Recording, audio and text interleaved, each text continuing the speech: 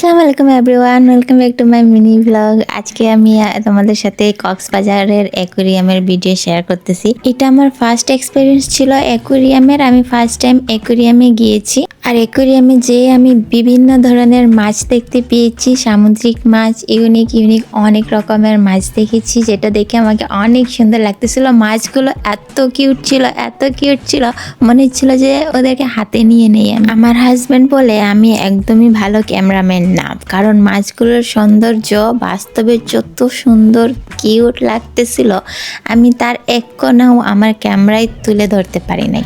মাছগুলোর নাম সহ তার ডিটেল প্রত্যেকটা মাছের অ্যাকোয়ারিয়াম বক্সের পাশেই লিখে দিয়েছিল, যেটা আমরা পরে সম্পূর্ণ ডিটেলস দেখেছিলাম, বাট কোনোটাই আমি ক্যামেরায় তুলে ধরতে পারি নাই। তাই এই মাছগুলোর নাম আমি বলতে পারতেছি না, সবগুলো ভুলে গিয়েছি আমি। আর অনেক বড় অ্যাকোয়ারিয়াম ছিল।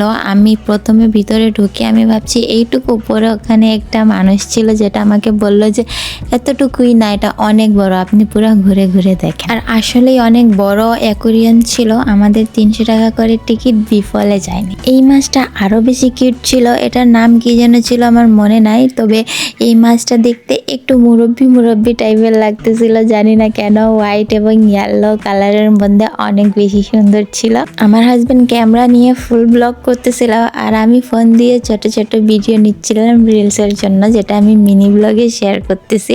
আর আমরা দুইজন মিলে অনেক দুষ্টুমি করতেছিলাম, অনেক এনজয় করেছি। এখানে অনেক বড় একটা শার্কও ছিল, যেটার ভিডিও আমি নিতে পারি নাই, কারণ আমার ফোনে চার্জ ছিল না। এই অল্প একটু ভিডিও নিতেই আমার ফোন অফ হয়ে গিয়েছিল। তবে আমার হাজবেন্ডের ক্যামেরায় সেই ভিডিওগুলো রয়েছে, আমি খুব তাড়াতাড়ি ওই ভিডিওগুলোও শেয়ার করব। ততক্ষণে আমার চ্যানেলটি সাবস্ক্রাইব করে রেখো, আর ভিডিওগুলো ভালো লাগলে প্লিজ লাইক আর কমেন্ট করিও। দেখা হচ্ছে নেক্সট ব্লগে। আল্লাহ হাফিজ।